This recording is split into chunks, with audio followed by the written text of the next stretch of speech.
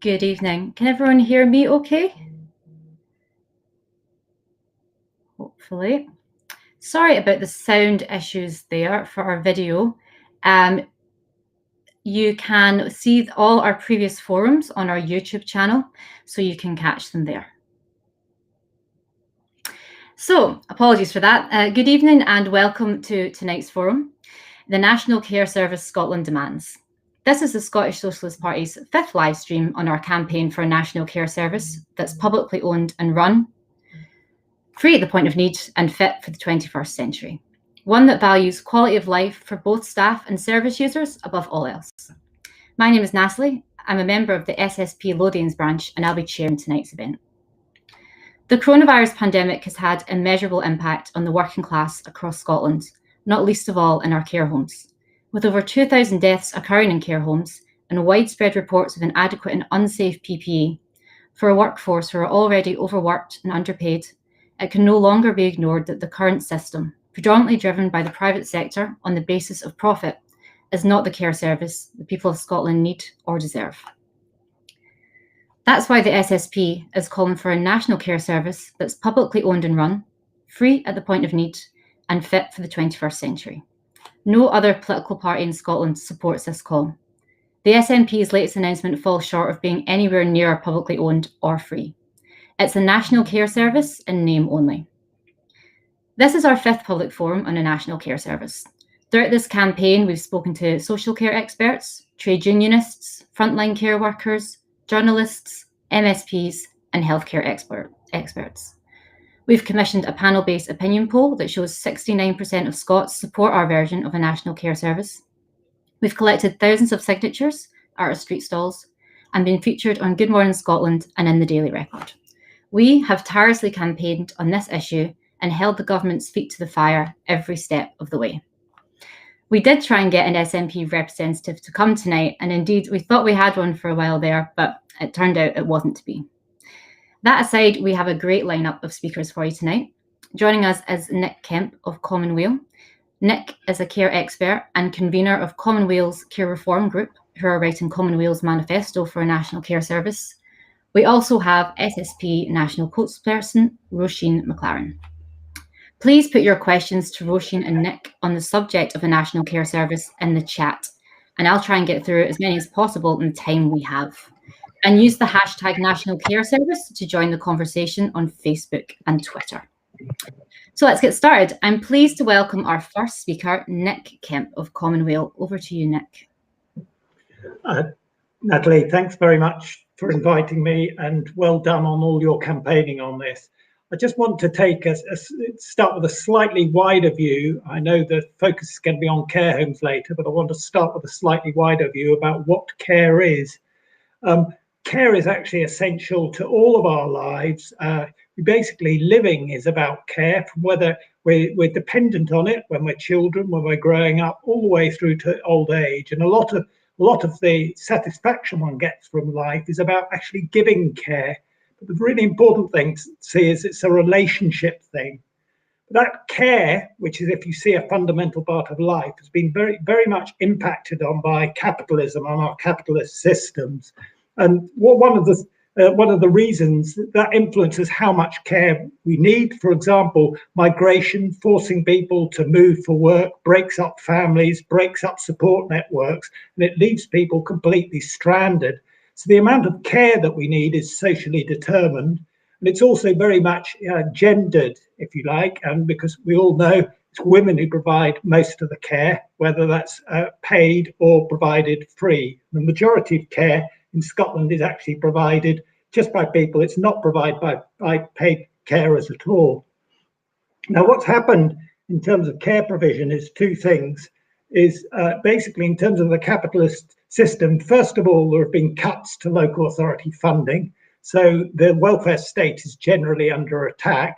But also since 1990 and the Community Care Act, basically care has been outsourced to the market, and it's become more and more marketized. And that's what's led to the crisis in the care sector. And basically what we've ended up with a position is it's not just been marketised, but actually we've got to a position in the care home sector now where people are basically, care is provided in boxes to people and they're sold on the market. So we've reached a position which is absolutely as far away from care as you would want to be. Now, I think in terms of the solutions to this, we definitely need a national care service. And I'd just like to make a few points about the sort of parameters of that care service. The first thing that's really important is that it's from cradle to the grave, or people say from womb to tomb, before people are born till afterwards. A care service needs to deal with everything.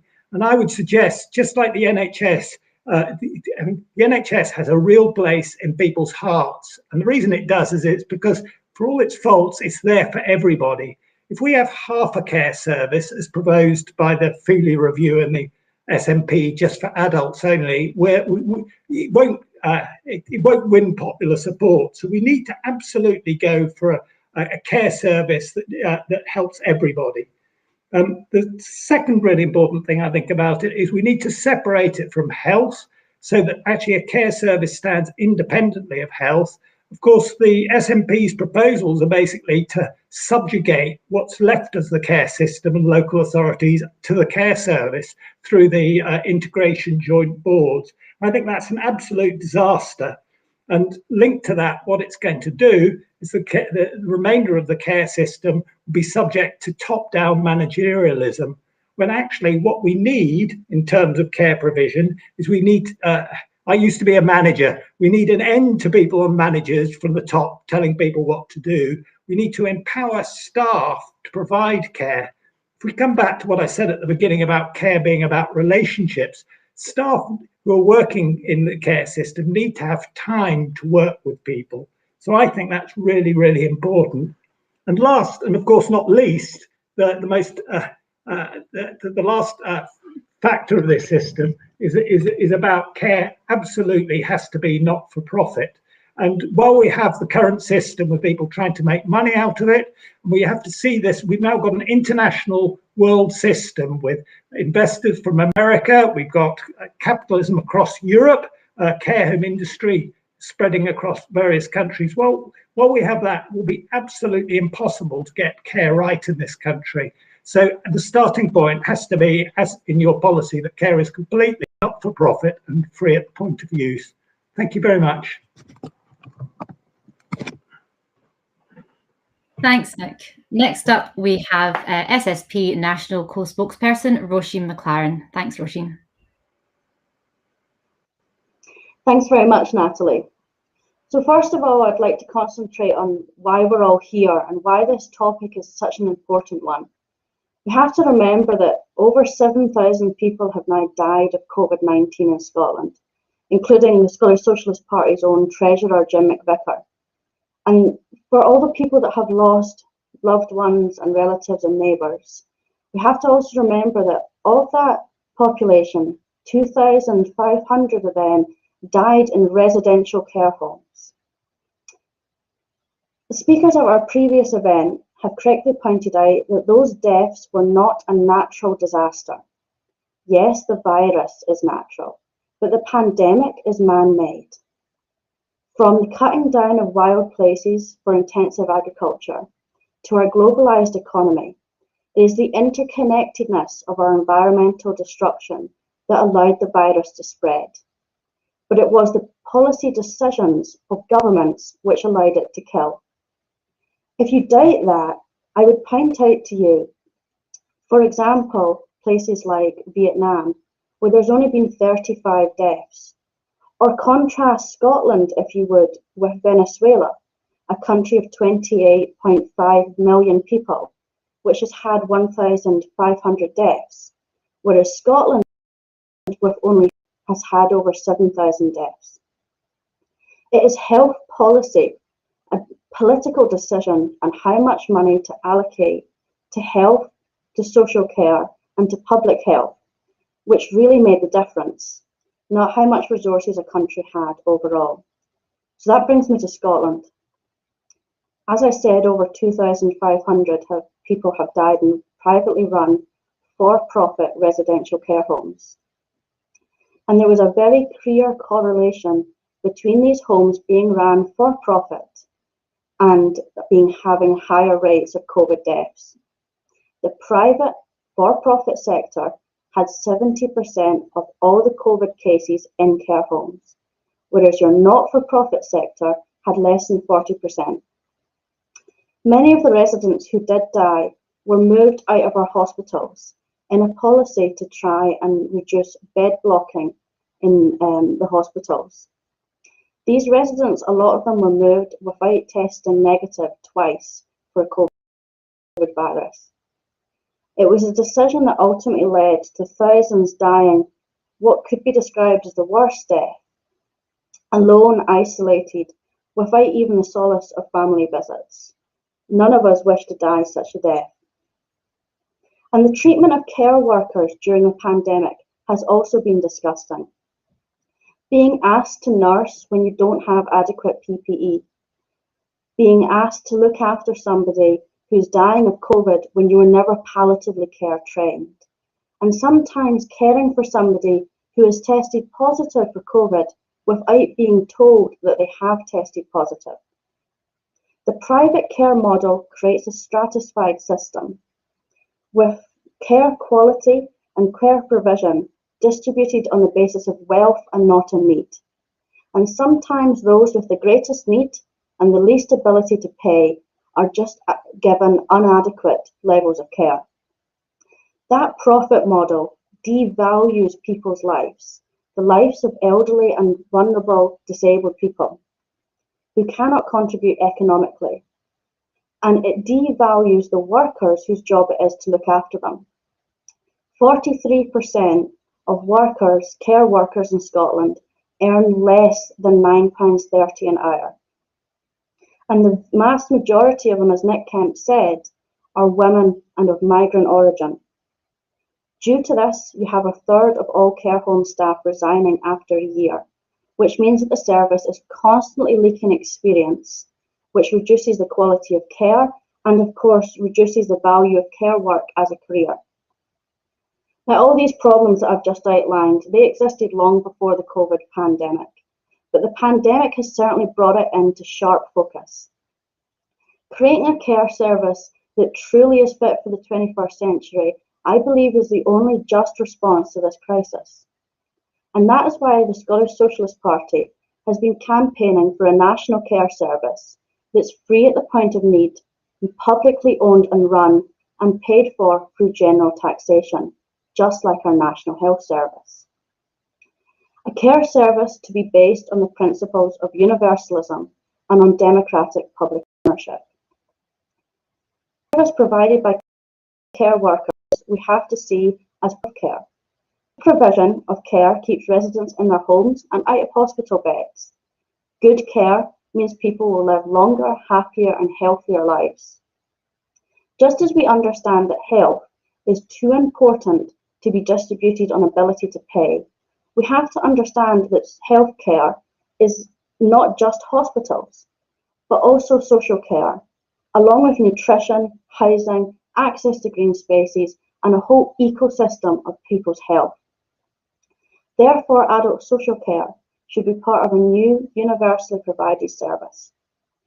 Now, that's a highly ambitious proposal, and it flies in the face of the last 40 years, which has all been about private ownership being the norm. It is also an expensive policy. £7 or £9 billion is a very reasonable cost. The Feely report into adult social care flatly rejects the Scottish Socialist Party's proposals for an service, and it challenges us to justify how we would pay for it. A national care service, truly on a par with the NHS, would cost an extra £1.5 billion to the social care budget, making that budget £5 billion a year. Now that sounds like an awful lot until you contrast that with what our healthcare budget is, £15.2 billion. And the public already, you should remember, pays billions for a privately run care service. through the local authority funding of care home beds. And that's money that simply leaks out of taxpayer funds and into offshore private accounts. It is illogical to keep asking private companies to provide a service which is subpar and which they cream a profit out of. Whereas a publicly owned service, this investment would stay in public hands and could be redistributed accordingly to the benefit of all. And lastly, Chair, I would emphasise that if there's one thing that this pandemic should have taught us all about life, it's that we need to reevaluate what's really important. All of us are going to need care at some point in our lives. And all of us are probably going to end up providing some sort of care at some point in our lives. And if we live in a society that doesn't value those who need care and those who provide it, we will all suffer. Care is something that is too important to be done on the cheap. And the only fitting response to the scale of the need and the scale of this crisis is a national care service which is publicly owned and run and free at the point of need. Thank you. Thank you, Roisin.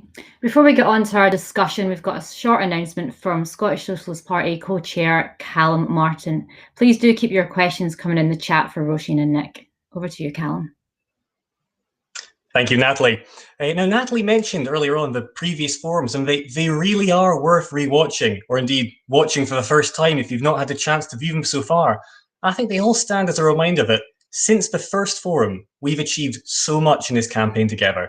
We've held the forums themselves, exploring the case and giving ever-growing numbers of folk a chance to have their questions answered live. Speaking of which, if you have those questions, do keep them coming in. Have your chance today. We've also organised socially distanced petition stalls across the country when safety and rules permit us to help share that case, how to display how popular and how important it is. We've produced briefing packs for MSPs to help directly inform Parliament as they start to debate this themselves. We've commissioned a headline poll to test and successfully prove how overwhelmingly popular and important this is to experts and the public alike. And indeed, one of Holyrood's final acts before breaking ahead of the election was to note the importance of this and to welcome the first principles that could lead to a real national care service. Now, all of this is thanks to the time and energy of all involved across the country, but all of this costs money. And this campaign is not finished yet. Noting the principles in Parliament is not the same as delivering care sector reform. We still need to shape the National Care Service. We still need to ensure that it is delivered. And with your donations, your support, we can achieve so much more in taking this forward. Over the coming weeks, with your support, we can share and promote these forums so that more folk can hear their questions being answered by the experts, the activists and the politicians. We can provide updated briefing packs so that a new crop of MSPs elected in the coming weeks can ensure our parliamentarians all have the opportunity to get to grips with this issue well informed. And crucially, with your support, we can keep the case for reform on the agenda through this election and beyond. Door-to-door leaflet runs, and as far as responsible safety permits, campaign stalls and petitioning. Every pound you can donate goes straight to delivering these goals. Every penny makes a real difference in building the reach and impact of this campaign. Every donation is a step closer towards building a real national care service. And if you want to help support this project, donating has never been easier. You can donate online, simply follow the link on screen and in the chat, and simply make your donation on the website. And if you're looking for ways to get more directly involved in the campaign, there is no finer way to do so than by joining the SSP today. You can have your say in how the campaign goes forward, because our voices are louder and clearer when we speak together in support of important issues like this. Simply follow the links again on the screen and in the chat to the joining page on the website. If you're watching after the event, not live, you can find both links still on the screen or on the SSP website. I think it's worth repeating that a real national care service is free at the point of need for all of us. So if you can afford to give even a penny, there is no better investment in all of our futures. So please, donate if you can, join if you will, keep your questions coming, and enjoy the rest of the forum. Thank you. Thank you, Callum. You can follow the links in the chat to support or join the SSP. Just a quick note, if you're watching on YouTube and you're having trouble commenting, just refresh the stream and you should be able to put comments in the chat. Yeah, thank you for all your questions so far. Keep them coming, and I'm going to put some to our panel just now. So I thought it might be worth for the first question is if you both maybe elaborate on what we mean when we say publicly owned. Like, what exactly do we mean by that? And then we've got a few more. I'm going to try and be fancy and get one on screen. Yeah, so given the fact that the SNP's National Care Service isn't on par with the NHS, how is Scotland going to get the free, publicly owned and effective provision it demands? And then I'll just put one more to use.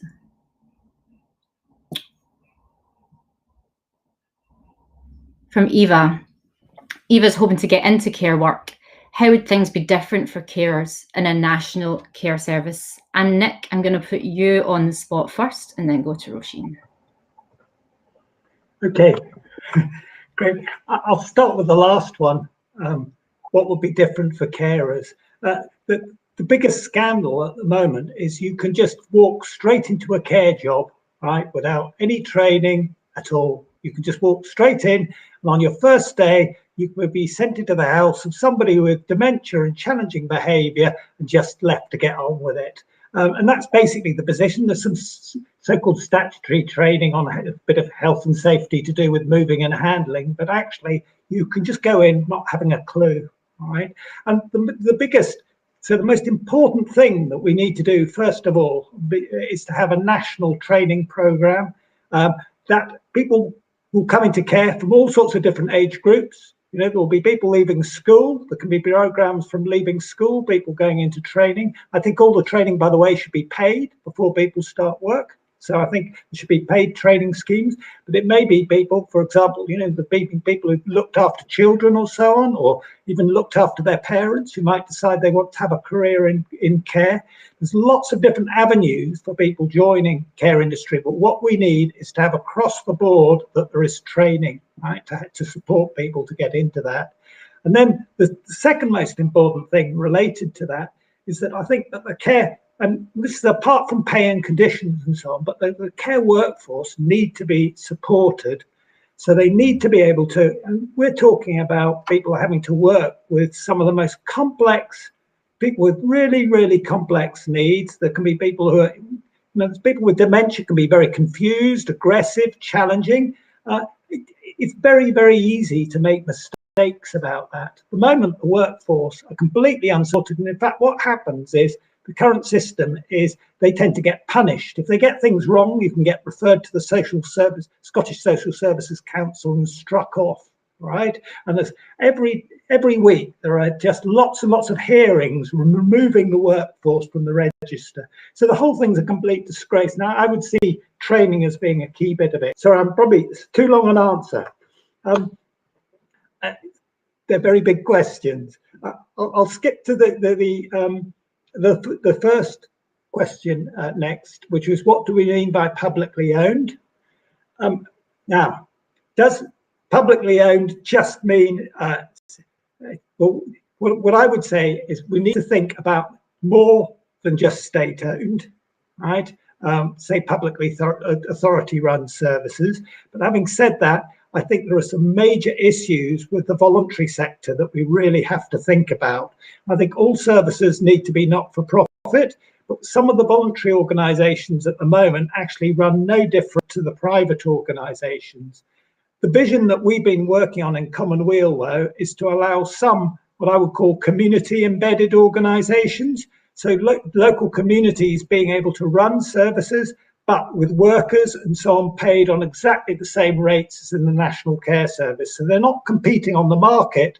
What we're talking about is a model where parts of the National Care Service could be put under more local and community control if people want that. I think the other question about how will Scotland get to a National Care Service probably takes us in a slightly different direction.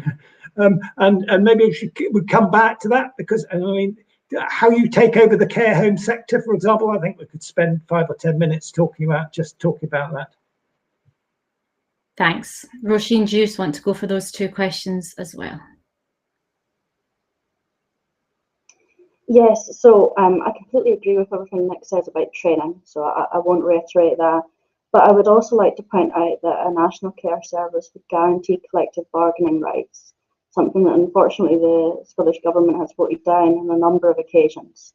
And the importance of collective bargaining rights allows you to join a trade union or for that trade union to be recognised. And I think for a lot of people who are kind of my age, you don't necessarily understand the big difference there is between getting in a workplace that's unionised and one that isn't. Because if you're like me, you probably haven't ever worked in a unionised workplace before.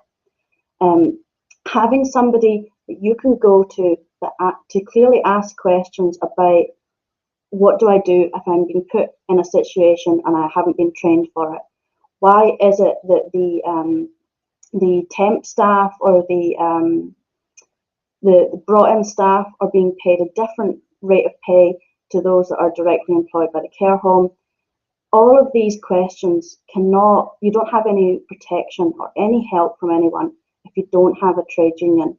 And it's one of the biggest problems I think happens in care work, that a lot of young women like myself, who are the classic person that goes into care work, go in and are quite scared and are quite intimidated by the way that management works. And they don't necessarily know, they have a sense that there's something wrong, but don't necessarily know where to turn. And that's why recognition of collective bargaining rights for trade unions would be really, really important. I would also come back to the first question, which is about what did we think about how far the Feely report takes us towards implementing a national care service. And I would say that the proposals are quite sleek to be called a national care service. I think when both Nick and myself talk about a national care service, we mean one that's publicly owned. And when I say publicly owned, I mean that it is not in private hands. At the moment, you've got 4 main companies, HC1, Four Seasons, Barchester, who control almost all of the care homes in the country, apart from a small section, 30%, which are owned by local authorities, and an even smaller amount which are run by organisations like churches and charities. The vast majority, the privately owned companies, 70%, we want to take them into public ownership. By that I mean that they are owned by the state, but there is workplace democracy, that those people that work there through their trade union can have a real say in how the organisation works. And that's really key, because it's the people that work in a service that know it best and that can clearly identify problems that are on the ground, as opposed to setting up a quango organisation that has top-down management. That's not what we want to see as a model of public ownership.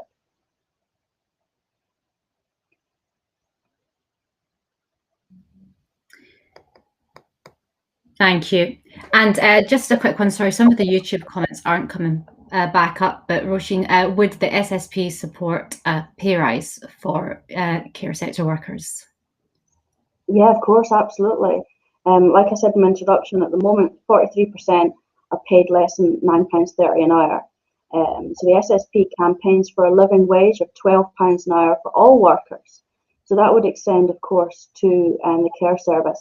I would actually argue that I agree with the STUC and others like the GMB who have called for £15 an hour for the care service, because we really need to start valuing care work. And annoyingly in our society, we do that through pay. That unless people understand that care costs a lot of money, it won't be given the recognition that it deserves. In the same way that the NHS is like really close to a lot of people's hearts in our society, we have to start making care as similar, something to be really proud of working in, something that's seen as a career, something that people will want to invest their time in, want to train in, and want to get involved in, to attract talented and keen young people that are good at their job. because at the moment it is seen as a last resort job. Often those who have just recently moved into the country, which is not at all the correct model. Okay, and seeing as we're speaking about pay rises and training, the big question, what's both speakers estimate the cost of the National Care Service, one that's free, public and fit, to be? Given that figure will undoubtedly be substantial, how will it be paid for? Nick, will I put you on the spot first? Oh, right. Well, I personally don't think there is very much difficulty with money at all. We've seen during the COVID crisis, the UK government has just basically printed money. It's not printed quantitative easing. They've created money that they've flooded into the economy, right, to pay for all sorts of things. So money, the idea that there's a shortage of money is just not true. There's a problem, of course, just continuing to print money, but what we need to do is redistribute it from people who are rich to make it go around for the benefit of absolutely everyone. And tax has a part in that, and it needs to be progressive tax. So I basically don't think, it has to be part of a wider socialist economic system, but I don't see any problem paying for care whatsoever. I think the other point to be made about this, though, in terms of paying for it, is that if we could stop money leaking out of the care home system, we would, and that's one area we could save an awful lot of money. At the moment, we spend about 800 million a year on older people's care homes in Scotland, and probably 10% of that, or 80 million pounds, just ends up in places like the Cayman Islands each year. That's no help to most people in Scotland at all. Thank you. Roisin? I absolutely agree with Nick's point that at the moment we waste millions of pounds in the care service. It goes into offshore bank accounts in the Cayman Islands and others. We know by looking at the profit margins of companies like HC1 that they're doing very well, thank you very much. But that money isn't going back into investing in the service. So by having it publicly owned, you're keeping the money going round inside the service. So that's a much better use of the resources we already allocate to it. But the Feely report himself makes the good point that for every £1 spent on social care, £3 is put back into the economy. So choosing to invest in this stimulates the economy, which of course allows general taxation to rise. And lastly, I'd point out that the SNP government has continued a policy of PFI under a new name, and these contracts, like those at the sick kids hospitals, cost us millions of pounds a year. So I'd like to see them all renegotiated and cancelled, because there should be no money leaking out of a public service into private corporations' hands who won't even allow the public to own the buildings that they have built at the end of it. So through general taxation, through renegotiation of contracts, through keeping the service in public hands, all of these could allow a massive increase in investment.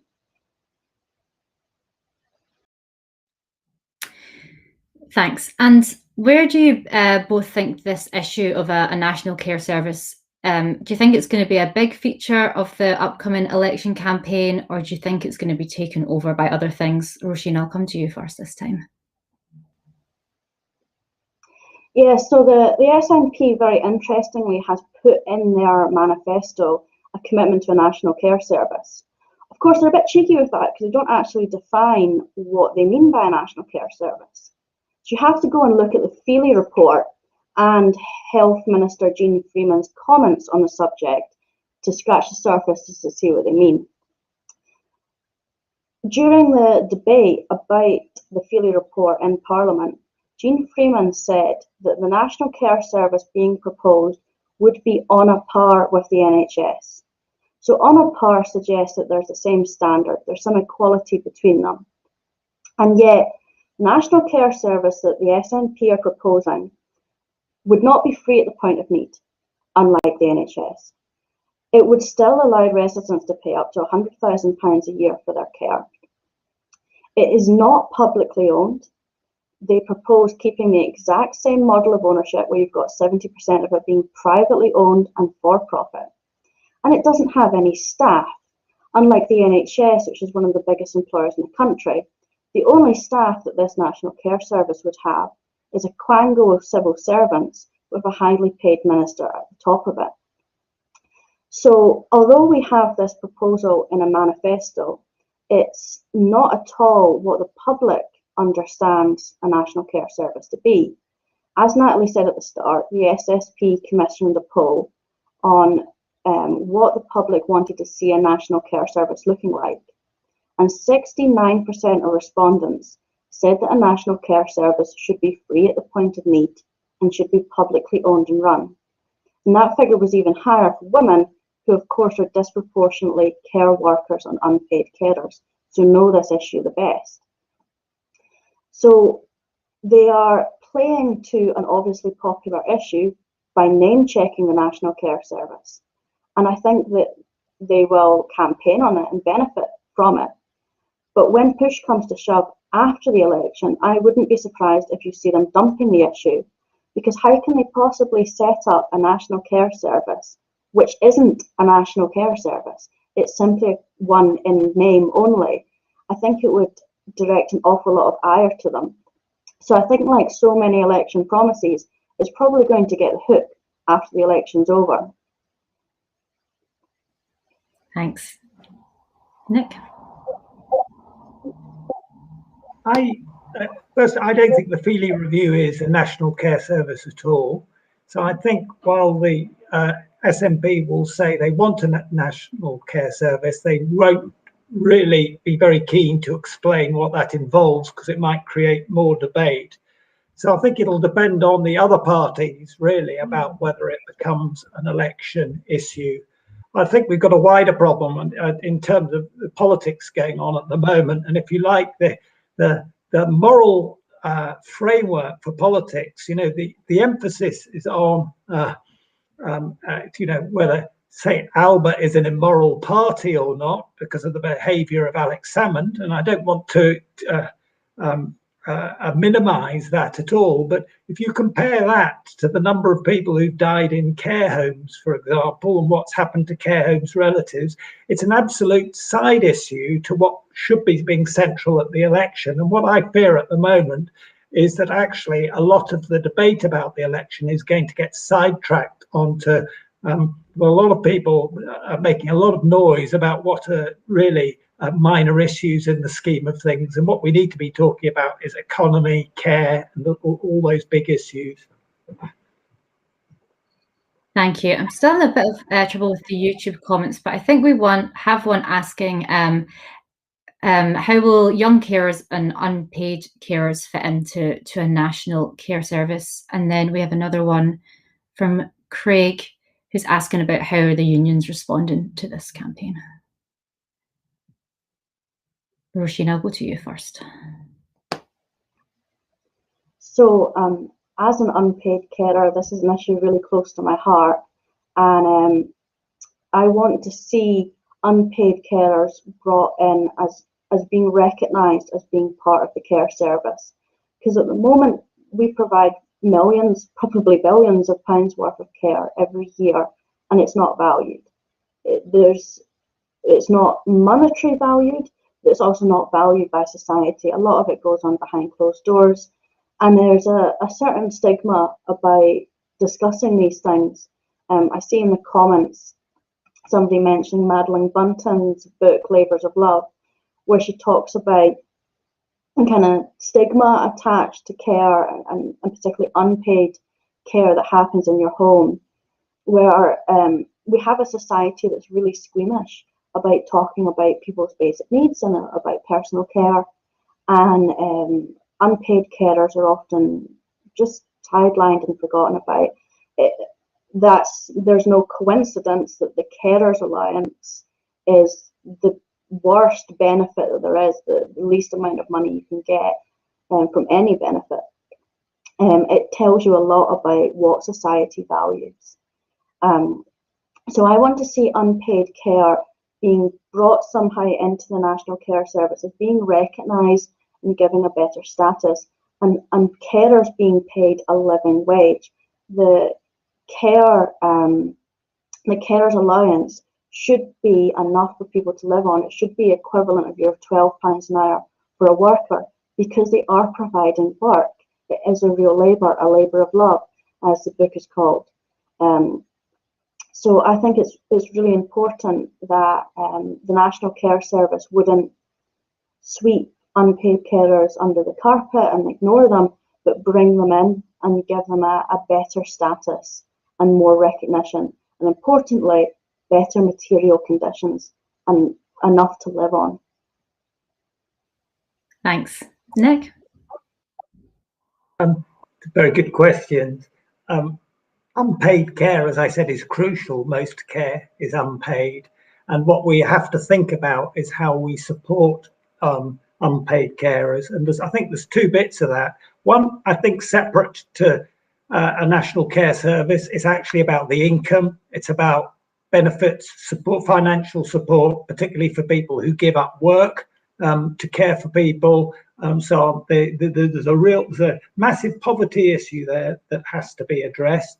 There's bits that we're dealing with to an extent in Scotland at the moment. There's all that emotional support for carers too, about the challenges of caring. People need support, and it would be absolutely valid that a national care service deals with that.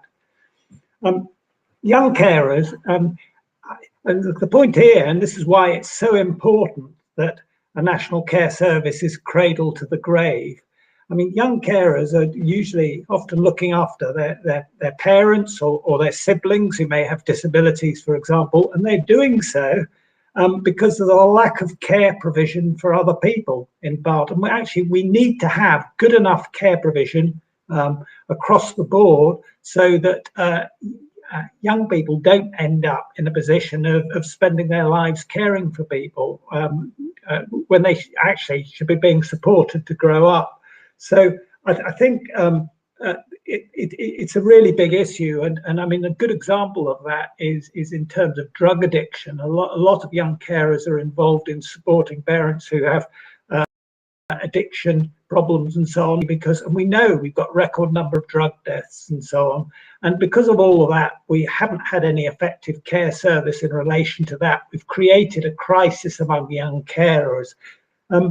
But the third point I'd say, which I think is worth bringing in here, of course, I mean, I was a social worker by training, and social work 30 years ago was social workers were trained to help people in such situations find solutions to problems and get community supports and improve people's support networks and so on. And of course, social work now has been totally changed. In terms of community care, they've been changed into gatekeeping. So instead of supporting people, they're there to tell people, no, you can't get a service.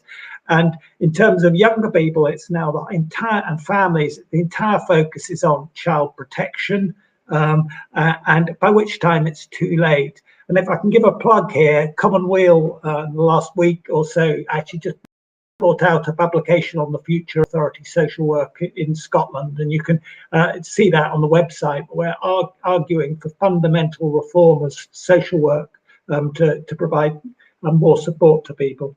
Thank you.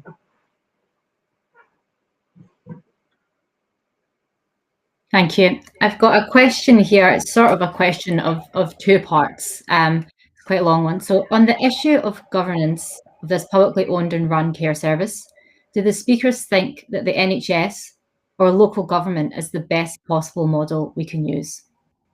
Is it possible to have a more democratic and genuinely accountable service? And if so, how? And how would we ensure it had confidence of the public? So, two questions, really. Roisin? Yeah, do we propose a national health service model or a local government model? So the SSP is campaigning for a national-based national care service, i.e. one that, like the NHS, works across the whole of the country as opposed to being based in each local authority. And the reason for that is to allow democratic accountability across the whole service and not just in a particular region. Because local authorities are often actually not as democratically accountable as you might hope they were, with very few people being involved in local authority level local democracy. Now that's something we'd like to see change, and a greater increase in participative democracy in communities. The reality is right now that there's not a lot of democracy in local authority care. We already have care homes that are run by local authorities, and their provision wasn't particularly great.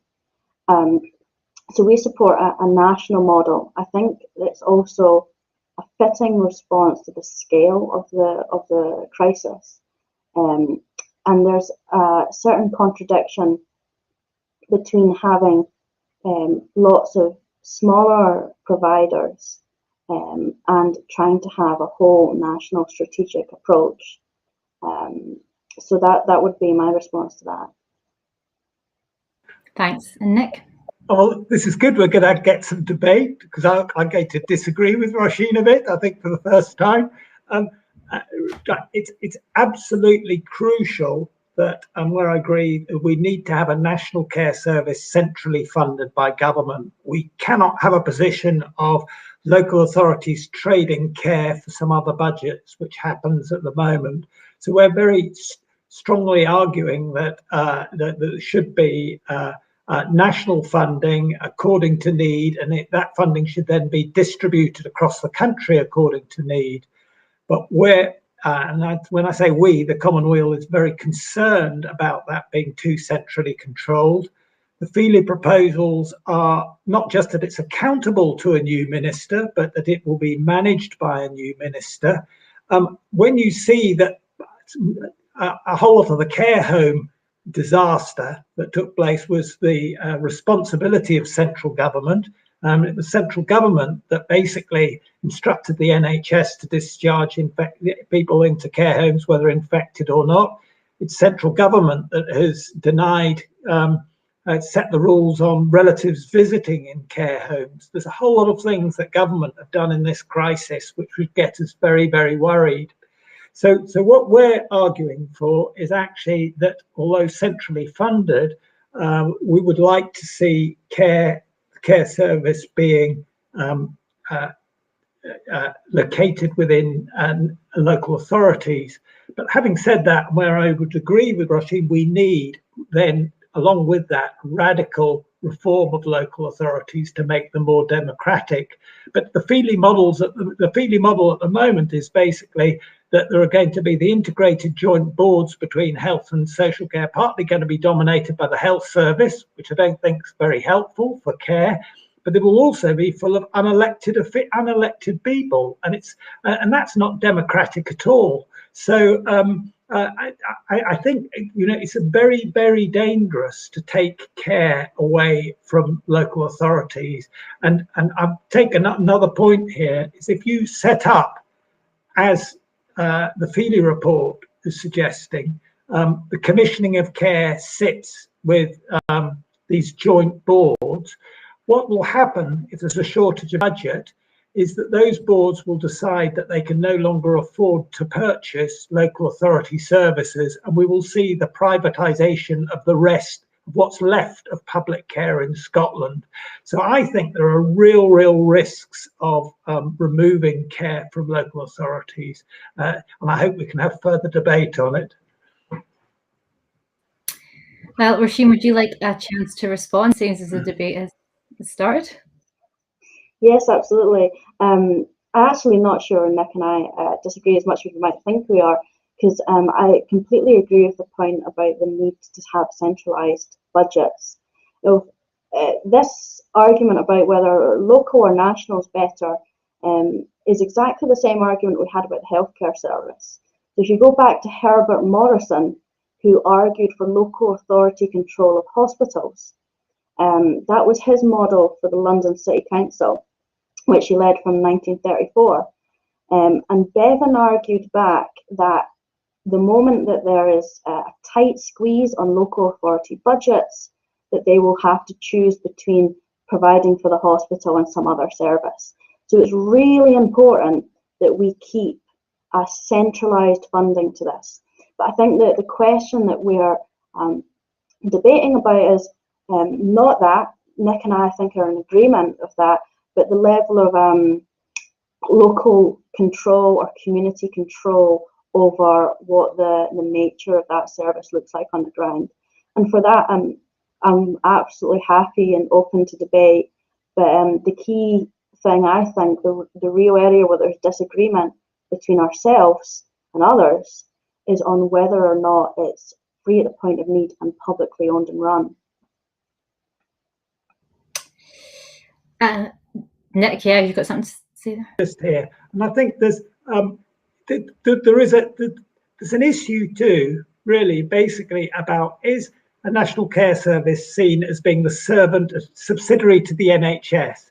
And the Feely report, basically, it says, well, we could get more money into a care service. One of the ways is saying, but the way we do it, we'll do it by solving the delayed discharge problem in hospital, stopping people going into hospital.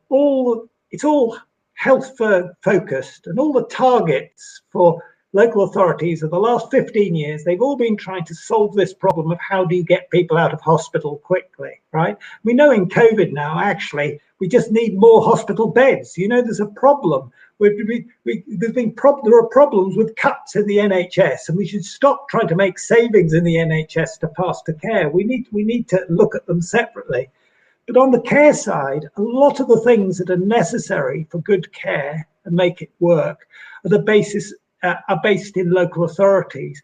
So the type of housing you have is absolutely crucial to care for people to be, and those are all local authority responsibilities. You know, transport, community halls, places for older people to go and meet socially. I mean, a lot of them have been cut, right? A lot of that community infrastructure has been cut, but it's local authorities that are responsible for that. So we think there's a real argument for basing a care service funded elsewhere, but the local authorities are then responsible for managing it and helping it link into other services in their area. I would love to keep that going, but I think it's important we also get to the next question, which is, what's the next steps for this campaign? How do we ensure that we do end up with a truly national care service that's free at the point of need and publicly run? Roisin?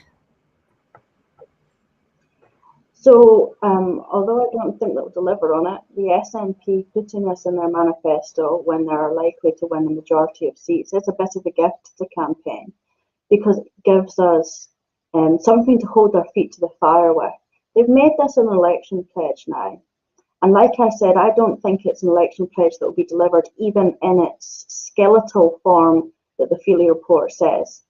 So if it's not delivered, we have power there to hold them to account on what they were said.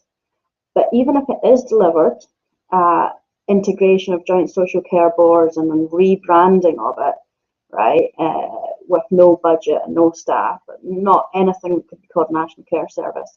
If something with that National Care Service branding, but no substance is created, there's a clear focus for the ire of all of us who are fighting for a National Care Service to direct at.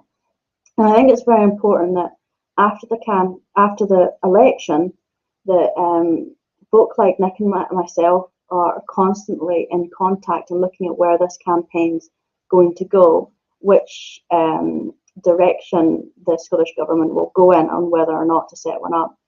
And then the steps follow on from there. Thanks. And Nick? Yeah, I don't think we're going to get a proper National Care Service without a hell of a campaign, right? And I think the people who are interested in this, it needs to get together. We need to be thinking about some sort of probably umbrella campaign for the country. But I would see there being the key components of that is, you know, partly it's the workforce, it's the trade unions, so it's getting the trade unions on board about this, but also the workforce who aren't in unions. It's the service users, And obviously a lot of service users can't speak for themselves, but quite a few people can. You know, we've got a very vocal disability rights movement, and rightly so, been fighting for a long time. We're fighting now against the cuts. We need to include them. We need to include organisations that represent older people if we can and get them on board. And then there are groups like relatives, and you can see like the care home relatives in Scotland got quite well organised at the moment. They have a Facebook page and seeing it, but they're doing a lot of lobbying. And I think what we need to do is to try and pull those groups together to get to drive change from below. Thank you. Thanks. Roisin, do you want to add anything about anything the SSP have coming up for the campaign? So we're going to continue this campaign, potentially having more forums like this and be in contact with Common Weal and others. I would be very keen in being part of an umbrella campaign like Nick outlines, and it's something that we're going to keep going with. We've had 5 forums so far. We've had a poll being covered in the Daily Record, covered in Good Morning Scotland, and questions about this at First Minister's Question Times. It's really important that we keep going with this momentum, because we can't just let it slip by. The COVID virus pandemic has highlighted these problems. These were ongoing things, but they've really brought them to the forefront of people's mind. But as the pandemic begins to wane, there's a real risk that this issue begins to wane from the public focus as well. This, at the moment, is the zeitgeist. This is the moment to really be able to change this, because there's a lot of very angry and, as Nick points out, organised people. So we need to get the unions and the ununionised workforce on board with the residents and residents' families who have actually organised themselves very well. Thank you. Well, we're just about coming to time now, coming to 8 o'clock. So thank you so much to our speakers, Nick Kemp and Roisin McLaren, and thank you to all of you for watching. If you want to find out more about the Scottish Socialist Party, about our campaign for a national care service and our vision of an independent socialist Scotland, I recommend you visit our website and subscribe to The Voice, Scotland's longest running pro-independence left-wing newspaper. And lastly, if you're a socialist in Scotland, your place is in the SSP, so please do join us and help us build that independent socialist Scotland. Thank you all for joining us, and we'll see you again at our next event. Have a great evening. Thank you.